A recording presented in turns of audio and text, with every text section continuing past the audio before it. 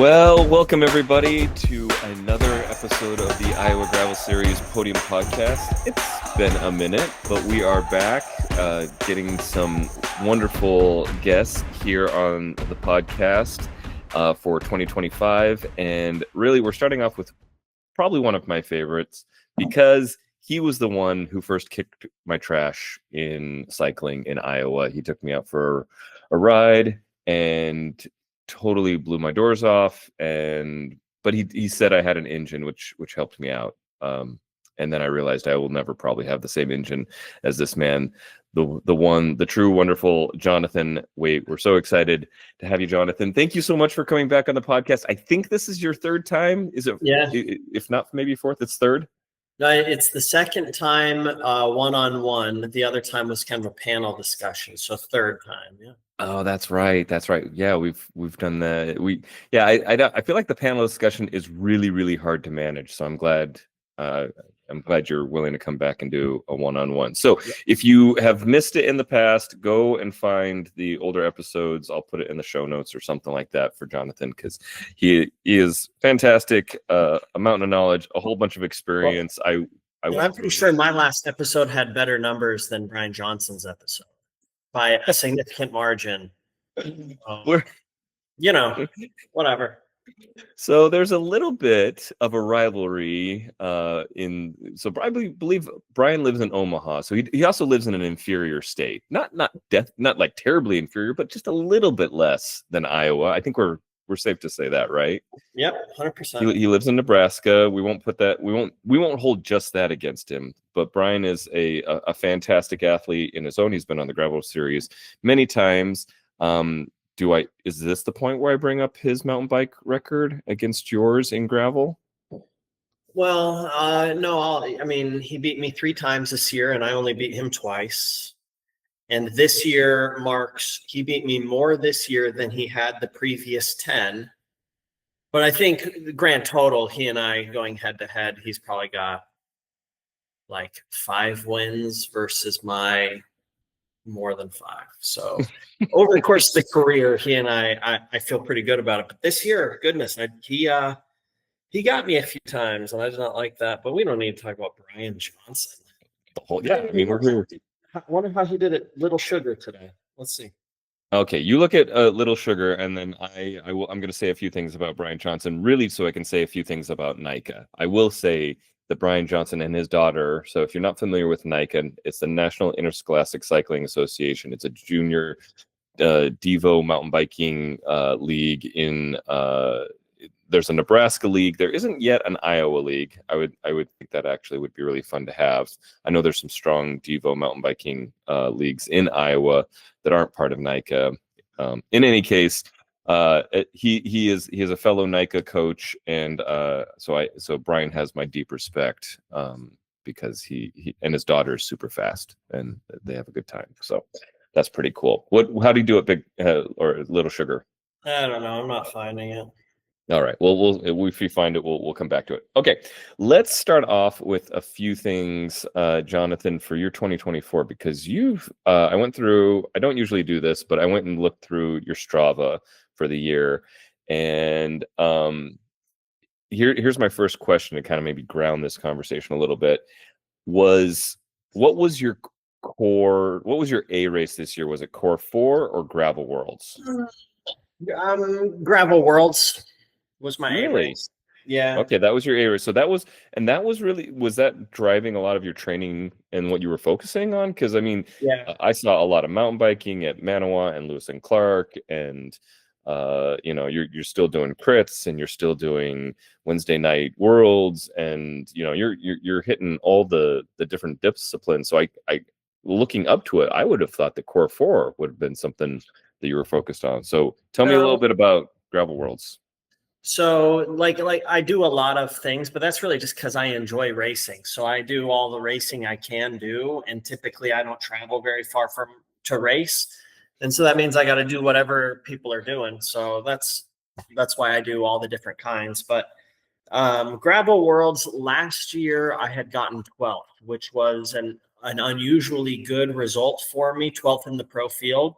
and I wanted to return to see what I could do. And there was a much stronger field this year, like much stronger field. It was wild. And I think I got 28th. That's what I saw on Strava. 28th, yeah. Decent result, whatever. I don't think I didn't have the standout result this year that I had last year. I feel like my performance just wasn't as good. But the week previous at Core 4, I had a very good result where I cracked top 10 in that race. It's Eastern Iowa, and it's a really interesting course where of course, you got gravel, and then there's supposed to be single track, but they had to cut that out because of the rain. But then there's also like city walkways, and like you kind of race through the city. So it was really interesting. And I had a terrible start to the day, and then just kind of rallied over the course of the 93 or 94 miles, and it got really hot, and I tend to perform well in the heat. And so I was able to fight into a top 10 and got to stand on the podium with a lot of these international pros. And the reason I stuck around so late to stand on the podium was because I was supposed to be standing next to Lachlan Morton, the legendary Unbound winner, all the things he's done. He didn't stick around, so I'm just standing next to someone from Canada, probably, that I don't know. But anyway, he didn't. Lachlan didn't. It was because Lachlan didn't take first that he did stand around.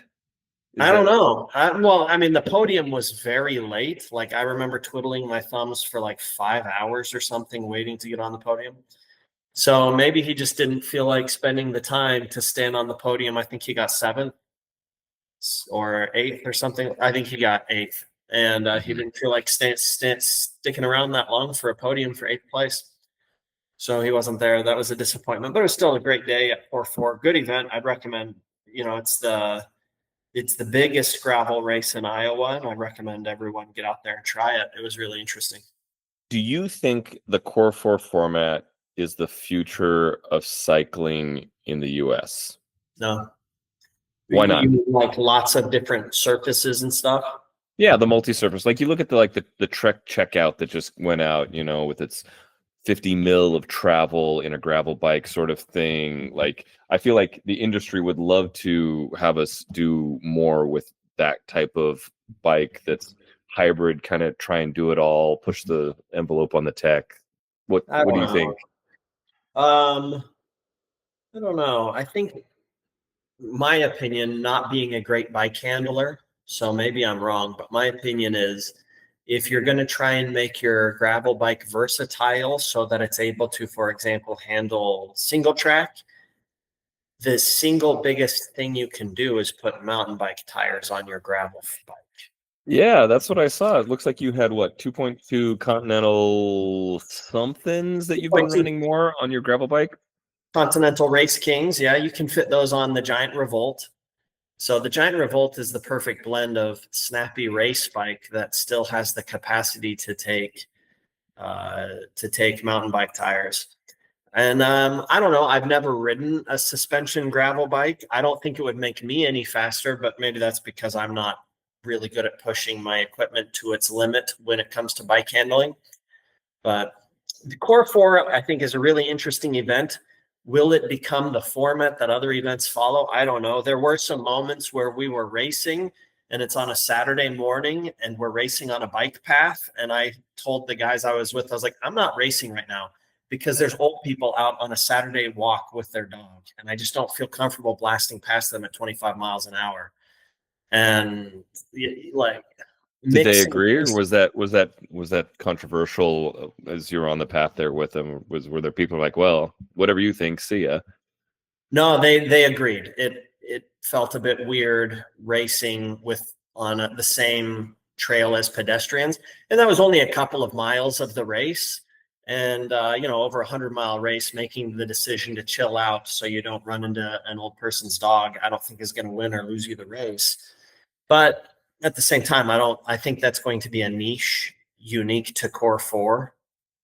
I don't think racing through urban terrain is going to be the next wave of the future. Yeah. I mean, do you think that because the logistics of closing down things, like would it be fun and be more interesting if it was closed down and you didn't have to worry about being able to do kind of all surface racing, would you, if you you didn't have to worry about hitting grandma, would that be That more would interesting? be better. Uh-huh.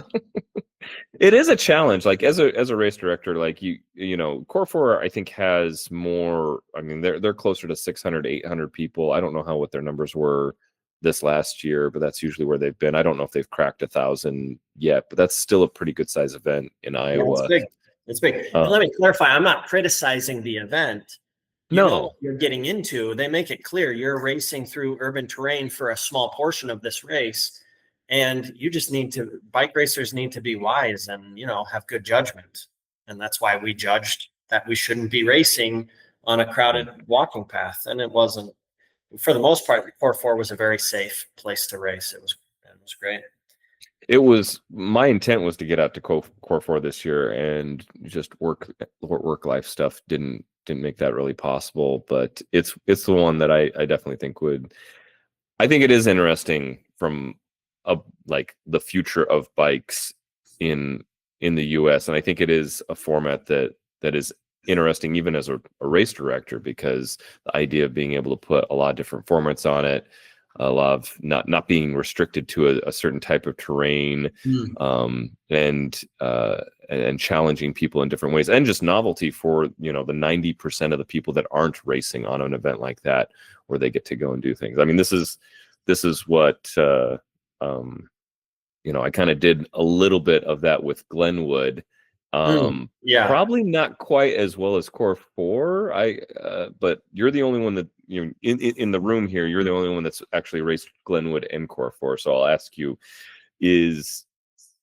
would you want Glenwood to be more multi-surface than even it is, or do you think it's fine? Because the Glenwood gravel, we went through a park and did some really, I would call it dumb, steep mountain biking parts, some trails, and then and went on some other weird surfaces, and then there was there was some roads. So what do you think when you think of Glenwood? Is that a good direction to go? Is that something you think would get more of the Yes. kids involved? Something what? I'm ready to answer. Yes, I liked the Glenwood event.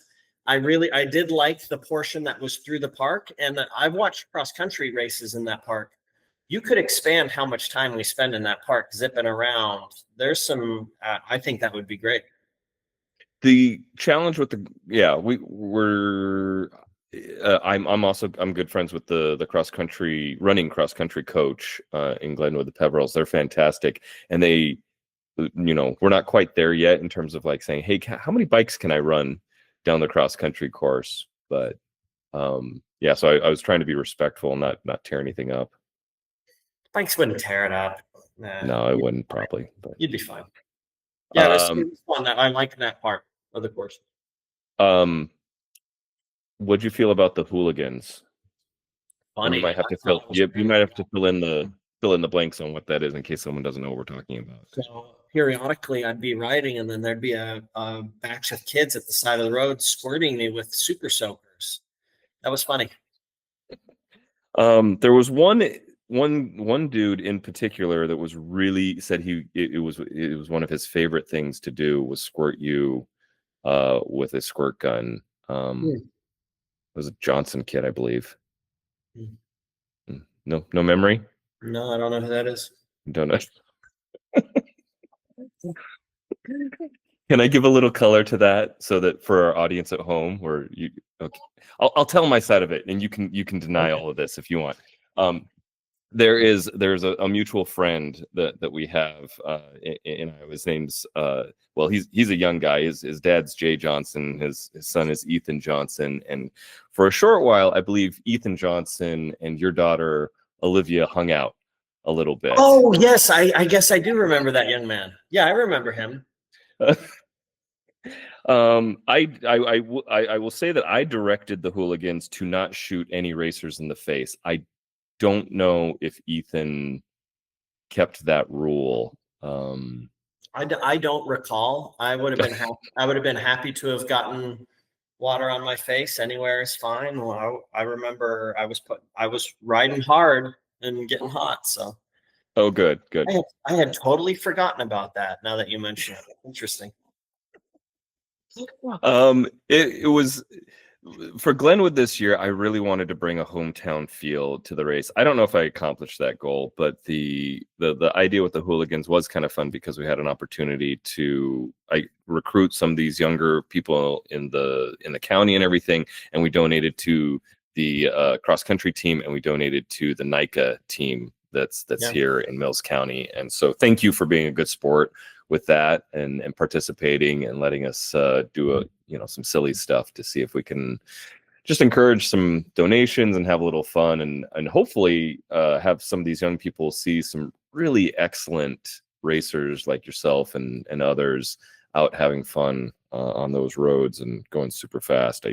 A lot of them said that was really cool. So thank you for being a good sport on that. Yeah, no, it was fun. Thanks for putting it on. It was a good idea.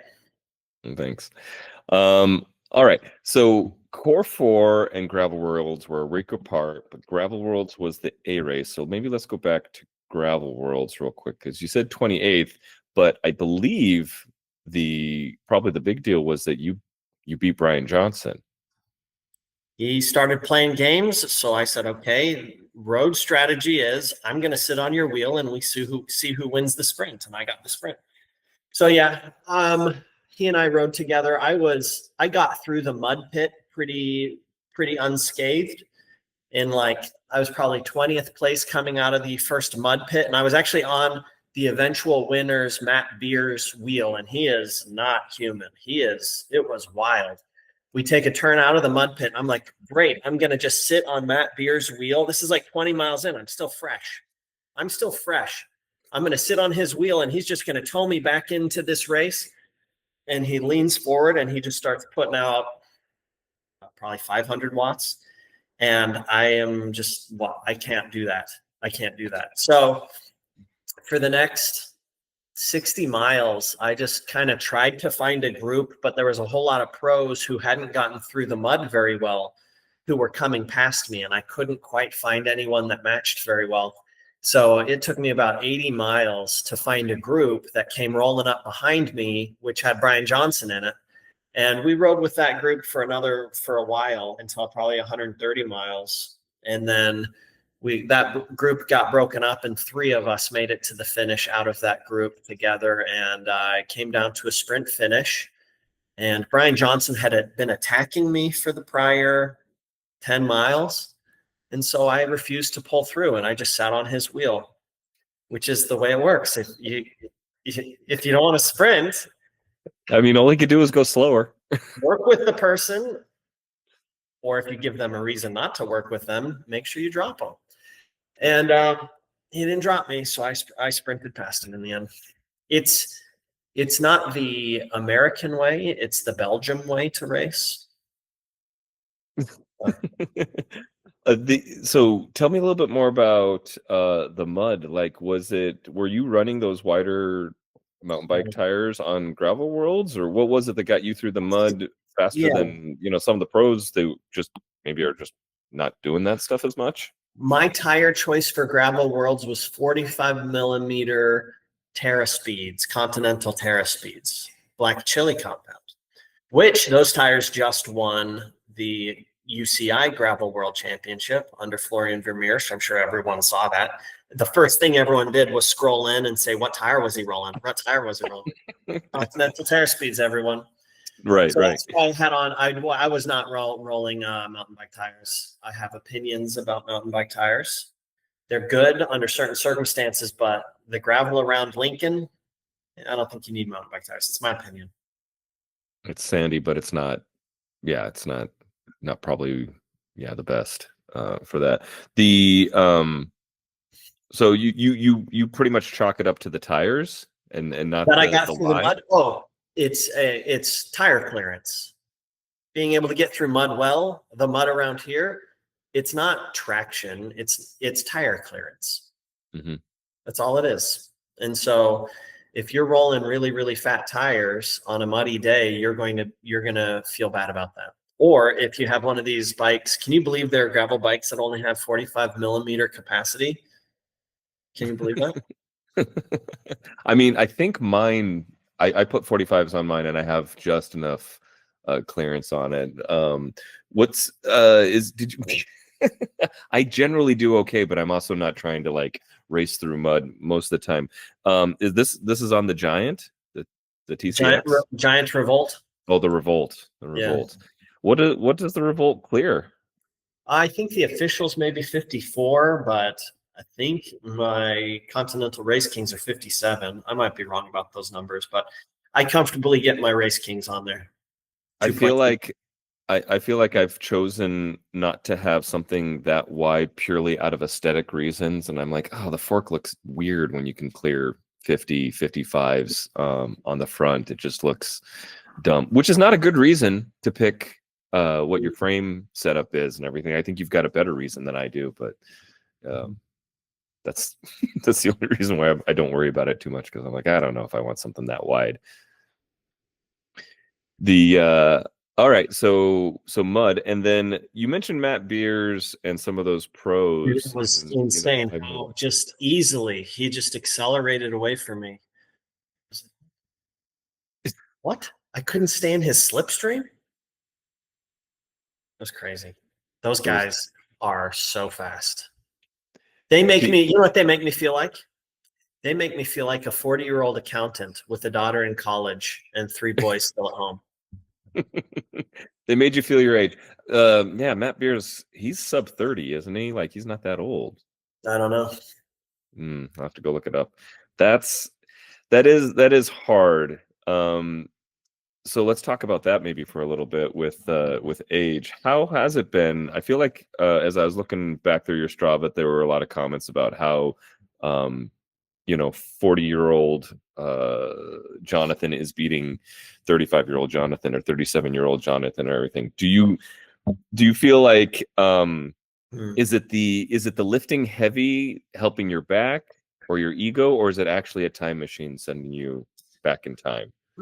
So it's an accumulation of many things that I have been able to put together to maintain the facade that I still have improvements yet to make, even though I am getting older. Like, I just did a maximal effort and my heart rate, I think, maxed out at 183. I remember the days where I would go over 200 and all the time. So, you see these undeniable evidence of age, like see that. Anyways, you see these, but you're able to put together details that allow you to maintain good fitness. And it's all of the above. It's proper nutrition, fueling, trying to sleep right. That's the one that I still have a lot of improvement to do on. Heat acclimation in a sauna, lifting heavy, all of those things together. Yeah, I can put out a good effort now compared to when 10 years ago.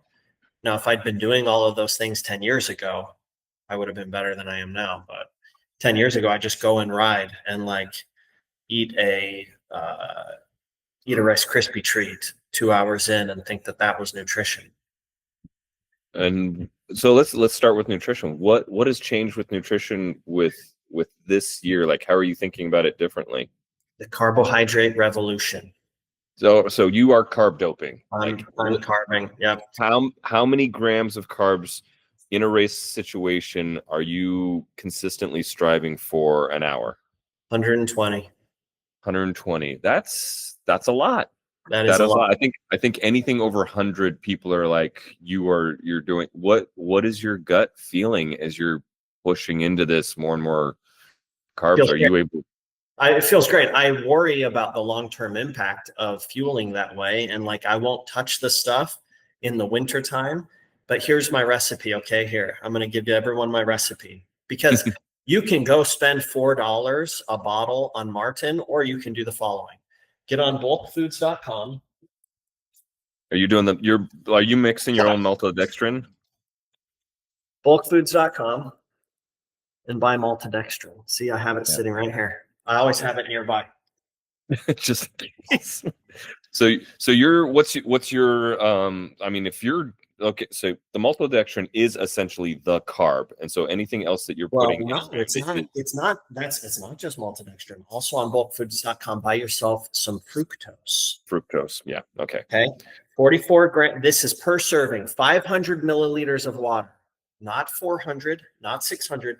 500 milliliters of water. To that, you mix your dry together. You mix 44 grams maltodextrin, 36 grams fructose. That's 80 grams of carbs in 500. You mix them together first. So you're mixing your dry together. Otherwise, it'll clump and you'll never get a good solution. Those are the main two ingredients. And then you add half a gram. So you're all going to go and get a precision scale off of Amazon. You'll look like drug dealers, but you're going to get a precision scale off of Amazon. And in that mix of 80 grams of carbs, you're going to add 500 milligrams or half a gram of pectin and half a gram of sodium alginate. Okay, that will turn it into what we call a hydrocarbon, everybody. A hydrocarbon. Okay, and then two more ingredients, salt. Sodium is sodium. Don't buy special sodium. People are trying to sell you special sodium. No, just get salt. Are you getting just straight table salt, or because I have heard folks prefer like the popcorn salt or things like that because it just tends to be a little bit finer and so it mixes in a little bit. But it's all the same thing. It should dissolve. It should just dissolve and become a solution, right? In theory. Correct. I use just regular table salt, and I personally need about 800 milligrams of sodium per liter of water. Now, salt is sodium chloride, so I think in each bottle I put about 700 milligrams of table salt. So, and then I put a shot of lemon juice, and so it tastes like a lemonade in my bottle. 80 grams of carbs per bottle. That's the secret. Stop spending lots of money on your nutrition. That's all you need. It'll be 15 cents a bottle. That's a good recipe. I feel like we had one of the Lowen brothers on not too long ago, and he shared his recipe. It's a hydrocarbon. Did he put in the pectin and sodium alginate? I don't remember. He might have mentioned it, but I don't remember putting it down. The pectin is interesting. Does it end up in your mind that's not enough pectin? I mean, that's just sweetening it basically. No, it makes it just a little viscous. It brings up the viscosity of it. Yes. Interesting. So no sweetness, just a little sour. Is that what you like? I mean, there's 36 grams of fructose. It's plenty sweet. Plenty sweet. Yeah, that's true. Interesting. What else do I see? Oh, here's my other question: is would you ever I've seen people also do maple syrup instead of the fructose. I don't know. You don't have to worry about the pectin at that point because it's already you want it to be a hydrocarbon. There's magic to hydrocarbon. Do you know why? Give me spill the tea, Jonathan. Then it's not just your stomach absorbing the carbohydrates. It also your intestines get in on the game. If it's a hydrocarbon, it makes it to your intestines, and you're using all of your metabolic pathways to absorb this insane amount of carbohydrates that we never thought was possible. Interesting. To prevent gut issues, it has to be a hydrocarbon, everybody. So it can get into use your whole digestive tract. You're using your whole digestive. Yeah. Yeah, and it's not just sitting like a rock in your stomach before it tries to pass on. I'm not telling everyone to buy sodium alginate on Amazon because I think it's cute. There's a reason you need to have the sodium alginate. Where did you pick this up? Was this something that you picked up somewhere, or who? That is Martin's recipe. Martin, they're the ones who started in Marathon, and it's $4 or something a serving. I just Googled it, and that's their recipe, so I use that recipe. There you go. And we're sharing it here. This is the type of info that you get and the valuable information that you get on the Iowa Gravel Series podcast. All right. We've been going for 30 minutes, and so I want to hit a few other things real quick. So you also mentioned heat acclimatization with the sauna. How long have you had a sauna in your house, and what's kind of your regime there? I got the sauna in February, and I sit in it as much time as I can spare. So I'm a busy guy, and I don't get to spend as much time in my sauna as I'd like. But there's some, I feel like, a lot of benefit, not just for cycling, but a lot of benefit to sauna-ing. And I bought, like, I don't know, it was like $2,000 off of Amazon. The real trick, it's an easy little box, right? So Easy this is to like a one assemble. person like phone booth sort of size thing. Two person. Two-person wide phone booth, two Okay. people. And you just sit in there and think about the way things are going and bake. But the real trick is you need a dedicated 220. I'm all about the numbers, guys. You need a dedicated 220 volt outlet. You cannot Mhm. plug this into a 110. All of these things, they're all 110. 220s are rare. So So you that's might usually what you call an would put electrician. like your dryer. You would put your dryer into a 220 volt, and we've got some in our garage because I wanted to kind of like, be ready for EV vehicles and stuff like that. And I, and those I are have one in my usually how garage. many amps do you like? Is this like a 20 amp circuit, 50 amp circuit? Like how? You got me. I was pretending like I knew all this stuff about electronics. I don't know. 220. I don't know the amperage. Okay, so 220 volt. Did you have to have an electrician come and put this in, or did you happen to have something that worked for you? I wanted to put it in the basement, and I had an electrician come to tell me how much it would be to wire it in, and he gave me some insane number. I was like, "Oh, also, could you check and see? I think I have one in the garage. Could you check and confirm for me?" And he confirmed it was 220. So I was like, "I'll just put it in the garage," which was a better place to put it because in the summer, I don't want to be running a sauna in my house where I'm trying to keep things cool. So I'm Hmm. actually glad I put it in my garage. Yeah, kind of heats it. Has what have you noticed on your electric bill? Have you noticed anything I don't much? look at my I don't look at my electric bill. I mean, we do live in Iowa. We live in one of the cheapest places for electricity, so it is kind of Yeah. a benefit for us. They'll just burn a little bit more coal. I don't care. Not at And all. we have a lot of wind. Like 60% of all electricity produced in Iowa is wind power. So But all the incremental electricity is produced by. yeah, there's a lot of coal. Okay. Yeah, no, but it's there. We're not straight just rolling coal in Iowa. Yeah, that's Um, why all the Google facilities are built down here because of the great wind. oh no, no, That's why they're built right next to the coal burning fire plant. right. No, no, yeah, I know. I know exactly where all the energy from the coal firing plant on 29 is going. Okay, you also mentioned are you doing so I've been experimenting a little bit with creatine, and Mm. more of what I've been doing there is because I'm doing more strength training because I'd like to climb some mountains and things. And also I found that it is actually really good when I want to get just some mental clarity in the morning. If I'm feeling kind of rough, if I'm had a harder day or I didn't get enough sleep, I'll actually bolus on a 10 to 15 milligram effort of or concoction of creatine. And for me, I feel like I have like just a lot more mental clarity. Have you been using creatine? What's your experience? Yes, I'm on the creatine. Mental clarity, I'm not sure. I'm not sure what that would feel like, but I did notice when I started doing it, I noticed now maybe it's the in my brain, but I feel like I noticed a step function in my deadlifting. Mm, Um, and I went like when I say step function, I feel like I put up 25 pounds more than I had typically been doing after I had kind of loaded on creatine. So you put this year was the first year I was doing creatine and heat acclimation, and you put those together. I have a bellwether workout that I do on the bike, and it's just 6 3-minute VO2 intervals.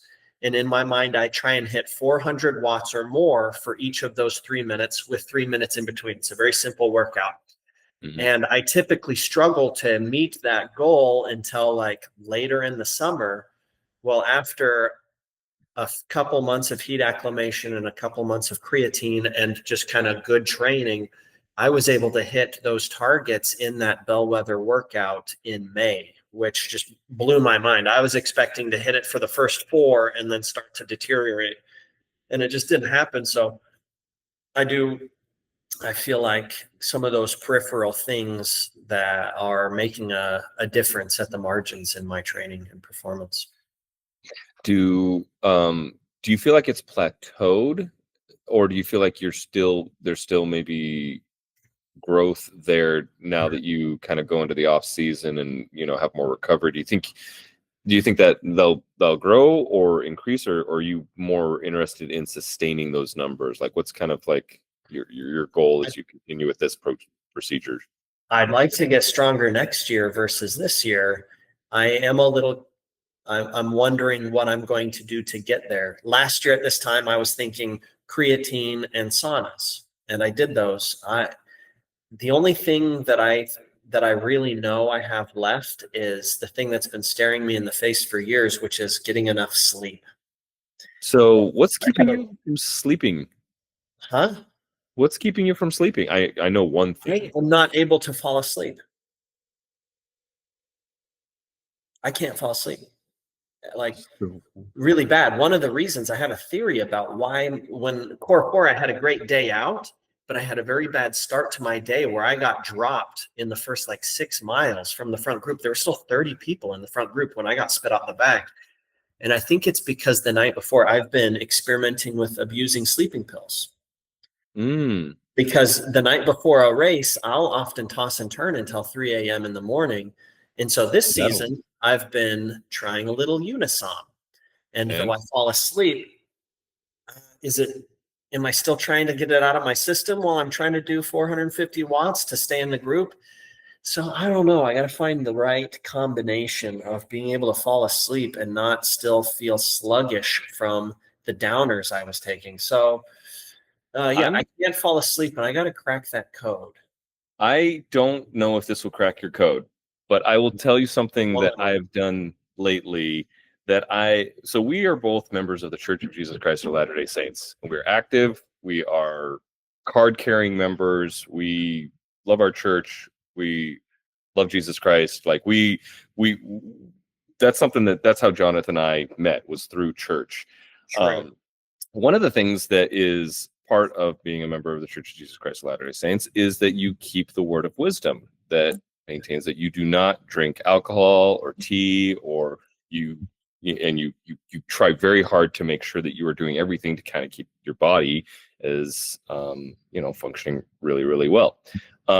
So I have never drank alcohol at all. Did you start recently?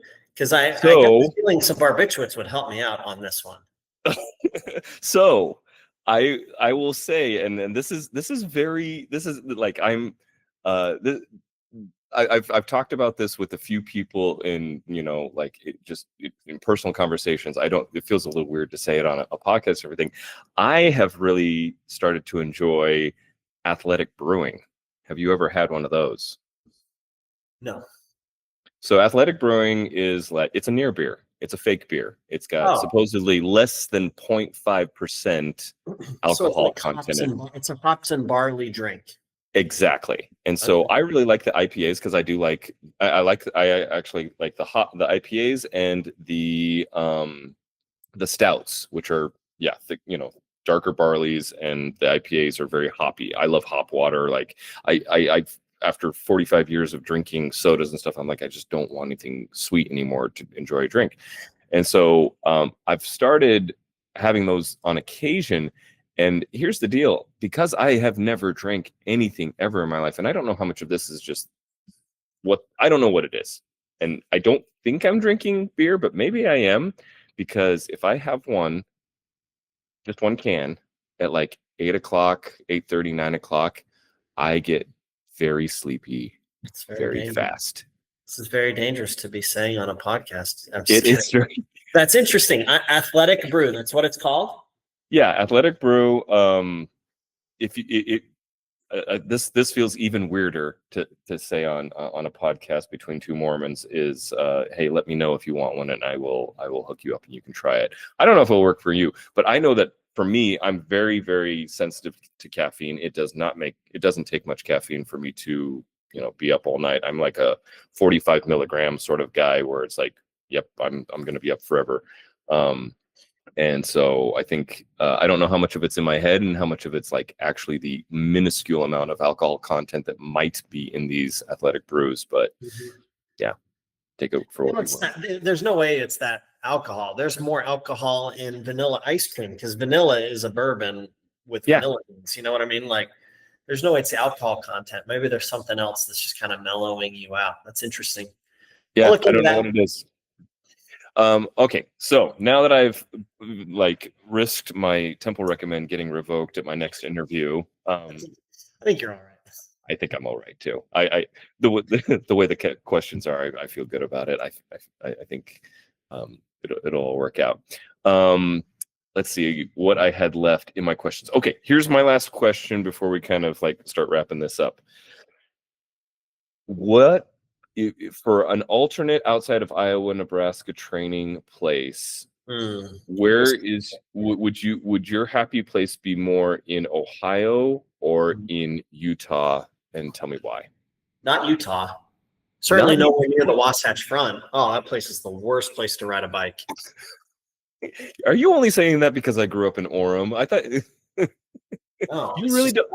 It's a bad place to ride because traffic. Because I grew up there in that area, and I love riding into Utah. I love getting in the mountains when I can. I don't like traffic. Is that so? It's just the traffic. Yeah, I can't imagine where you would ride. And even like there's that amazing trail up canyon. I did that recently with my uncle on an e-bike. Oh, so many people. Like you can't go more than 12 miles an hour or you're going to hit somebody. Mm-hmm. No, Utah, maybe out by Park City is all right, but I've never ridden out that direction. No. Ohio, now kind of southeastern Ohio, the kind of the foothills of the Appalachians, that place. Because this is where you grew up, right? I grew up in Canton, Ohio, but my parents currently live in Alliance. So if I'm in my parents' house and I go south 40 miles, you wouldn't believe just the wild stuff that's not just gravel roads, gigantic hills, like 400-foot climbs. It's wonderful. So yeah, that part of Ohio is very good, but Wisconsin, Southwest Wisconsin, I think is probably the best. Southwest Wisconsin, west of Madison. Okay. Dodgeville, Mount Horeb. You haven't been up to Waukon yet. No, I have not. But it's the same. It's what's that place called? Driftless or something like that. It's the same region. Yeah. Yep. You didn't go up to nationals, did you? You didn't do gravel nationals this year. Is that something that you wasn't I at the Pisgah race? Weren't those the same day? Yes, they were. You skip Pisgah to go to nationals? Are you crazy? Okay. Crazy? Oh, and I feel bad. We have to talk about Pisgah just a little bit because that, as a race director, was so much fun and also terrifying because you nailed it. You called it. We'll get into this. So, quick thing: if you're not familiar with Pisgah and the Soldier Cutoff Hillduro, we had to, for the first time ever, do a rain route, and I was nervous about it. I checked the route several times. I still had some concerns about it, but I think it turned out pretty well, given that we couldn't hit any of the B roads. And then you and Charles Erickson showed up, and you put on an absolute battle. So can you, in the last little bit that we have here, give us a little bit of what happened from the beginning with you and Charles on that race, and then we can get to the exciting finish. Yeah, Charles is a great guy. I've loved riding with him for years, and he was on good form that day. And I would hit. So my equation is hit the hill really hard, get a separation, and go as fast as I can afterwards. And there are like a handful of very large hills out in kind of the Pisgah area. How many like big climbs? It's not death by 1,000 cuts like gravel worlds where it's like, oh, here's another 75-foot climb. But these are like 300-foot climbs where you sit down and you get a rhythm and you really tap it out for a handful of minutes, and maybe 4 of them. And on the first one, I went hard and there were 4 of us left. And then the second one, I went hard and it was just Charles. And I was like, oh, good job, Charles. And then the third one, I went all out and he's still there. And I'm like, Charles is climbing better than I've ever seen. I'll get him on the fourth.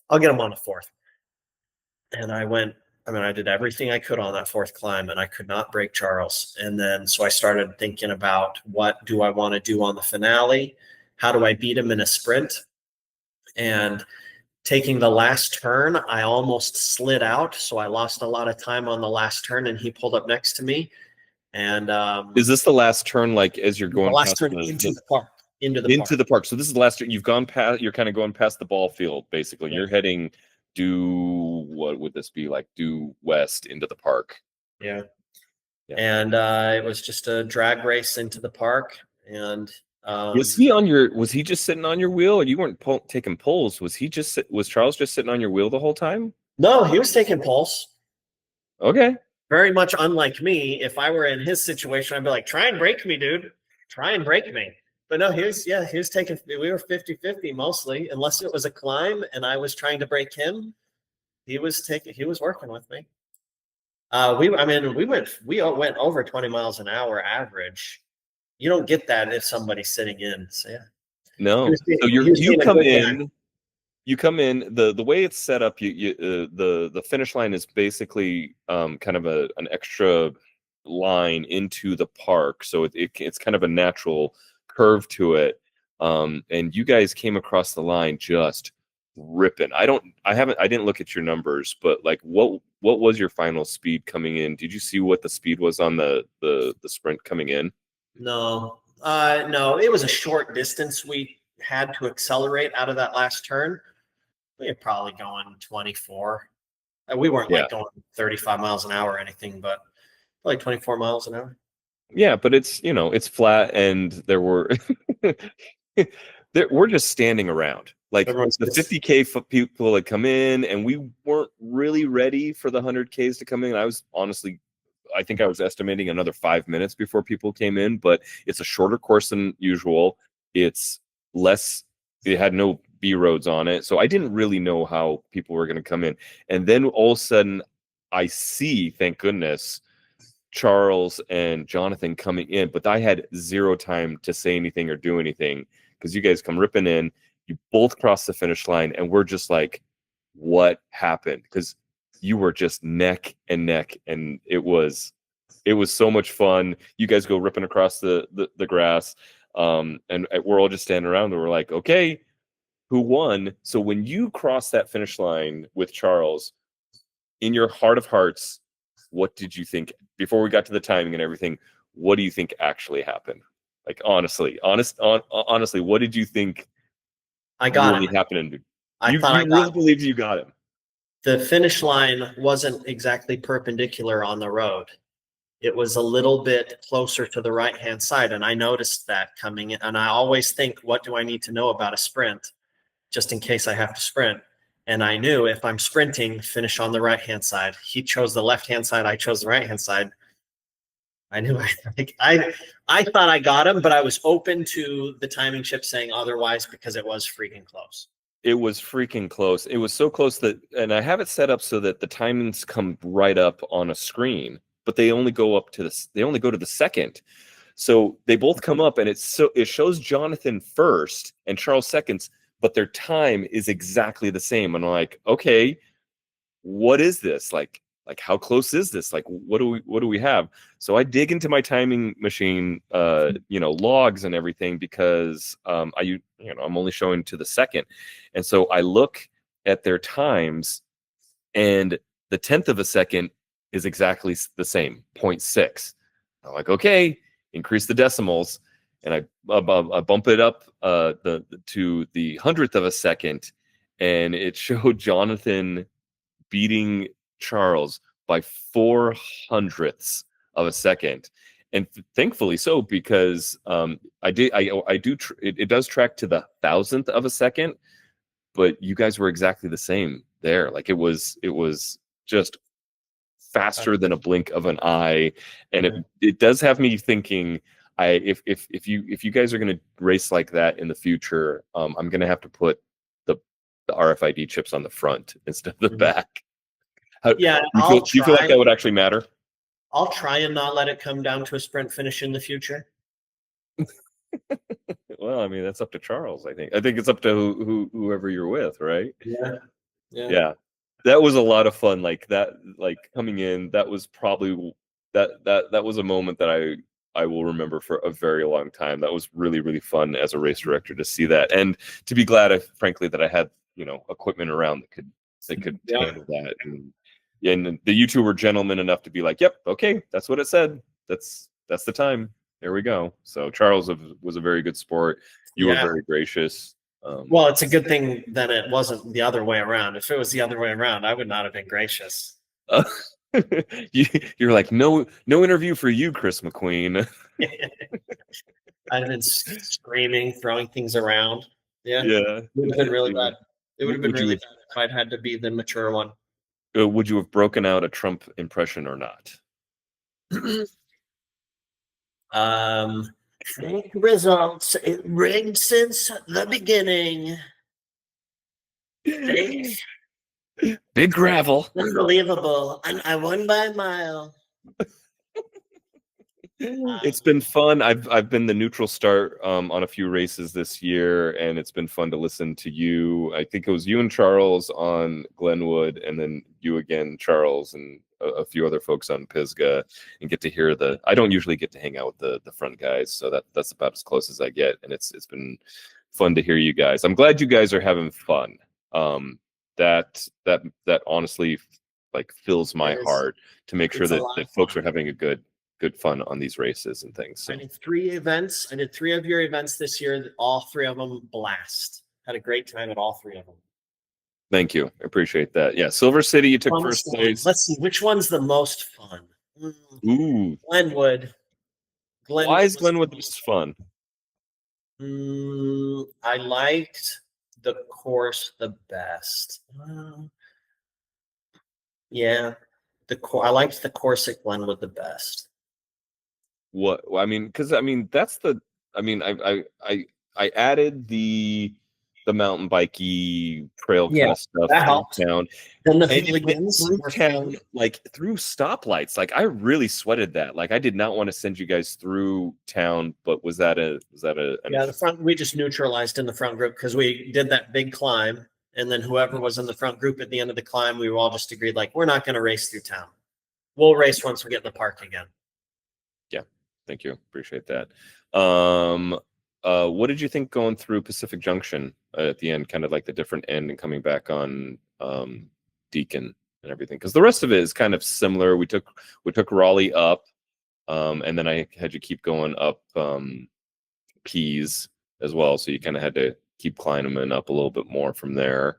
But I think Les Hills Enduro, which you also podiumed this year at Les Hills Enduro, didn't you? Yes, I top step podiumed at Los Hills Enduro, but we didn't get to go up Raleigh because of rain. Yeah, it was a rain route this year. Yeah. Would you? I also started it at my house. I don't know if I'll do that again. How did that feel starting at someone's house? Cool. It felt fun. I liked it. If you don't want to do it, that's fine. But yeah, I liked doing it at your house. Okay. Well, thank you. Thank you for being an amazing supporter of the Gravel Series. Thank you for being an amazing racer and sharing your secret recipe. I wrote it down. I feel like I'm gonna do I dare put this in my? Thank you for being an amazing race director, buddy. Oh, I don't know. Keep working at it. So we got some work to do, but you're doing great. Thank you. Appreciate that. Good. Glad you're having fun. Thank you for sharing your stuff. Thank you. We'll wrap this up. And if anybody has questions, send them our way, because I have a feeling we will see you again on a podcast episode. That'd be great. Unless I finally find a way to quit racing. Are you going to take up ice skating? Like, what are you going to fill this void in your life with if you gave up racing? That's what I'm trying to find out. That's what I'm trying to figure out.